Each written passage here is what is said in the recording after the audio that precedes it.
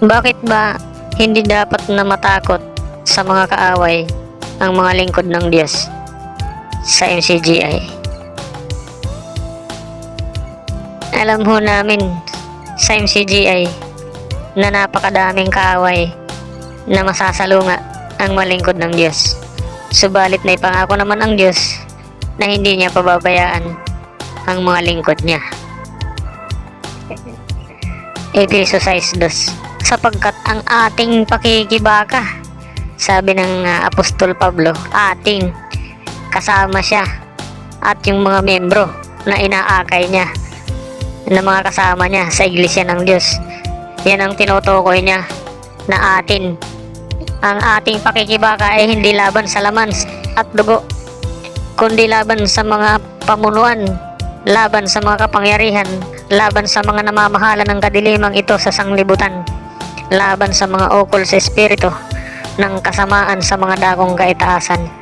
Ganyan po, may laban talaga ang mga lingkod ng Diyos, ng mga tunay na Kristiyano, pangunahin ng mga apostol at ng kanyang mga kasamahan. Kaya nga sabi niya, ating pakikibaka, sila yon, mga lingkod ng Diyos yan, mga tunay na Kristiyano yan, mga kasama sa iglesia ng Diyos ng Apostol Pablo. Sila ang tinutukoy niya na may laban, hindi kung sino-sino pa naman. Yan ang maliwanag ho. Ang mga tunay na Kristiyano ay may laban talaga, may pakikipaglaban, may mga kaaway talaga. Yan po ang katotohanan. Mateo 10:22. At kayo'y kapupuutan ng lahat ng mga tao dahil sa aking pangalan, sabi ng Panginoong Hesukristo. Oh, talagang may kaaway. Marami yan. Napupuot nga eh. Lahat nga ng mga tao ang sabi eh, mapupuot sa inyo eh. Kayo'y kapupuutan doon sa mga lingkod niya, sinasabi ng Panginoong Hesukristo, ng mga tunay na Kristiyano, ng mga apostol at sa kanyang mga samahan. Di ba? Talagang may kalaban. Marami yan. Subalit may pangako ang Diyos sa kanyang mga lingkod na talaga namang hindi niya pababayaan.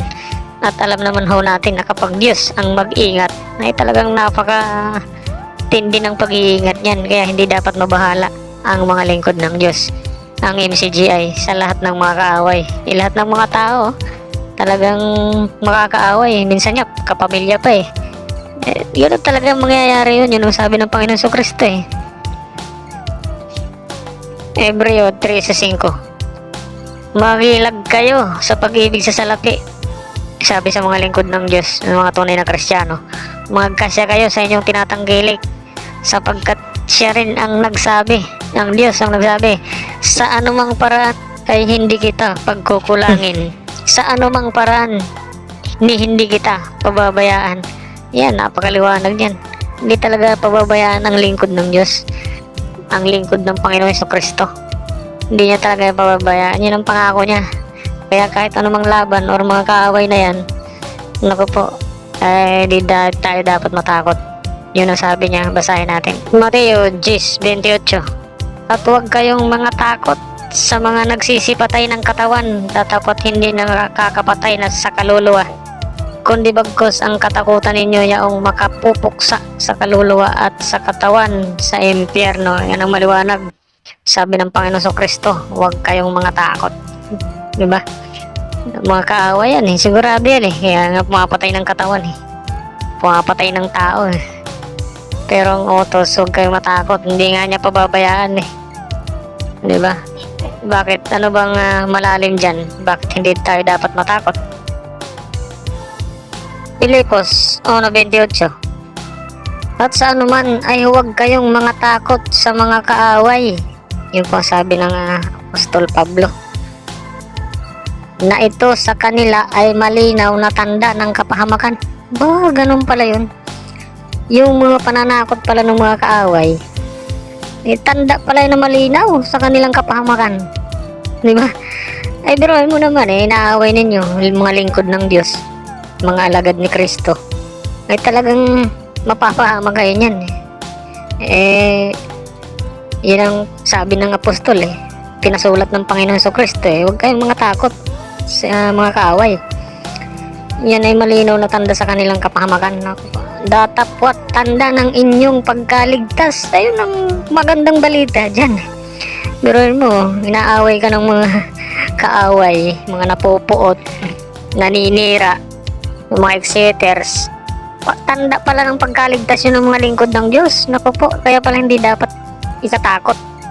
Basta sa atin, sa MCGI, ay tuloy-tuloy lang ang paglilingkod sa Diyos, ang paggawa ng mga kabutihan, sapagkat yun ang utos ng Panginoong Diyos sa ating mga tunay na Kristiyano, ang gumawa ng mabuti sa lahat.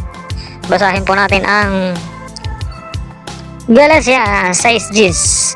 Kaya nga, samantalang tayo may pagkakataon, sabi ni Apostol Pablo, tayo silang magkakasama sa Iglesia ng Diyos, mga kaanib sa Iglesia ng Diyos, MCGI, yan yung sinasabi niya, na tayo may pagkakataon, magsigawa tayo ng mabuti sa lahat.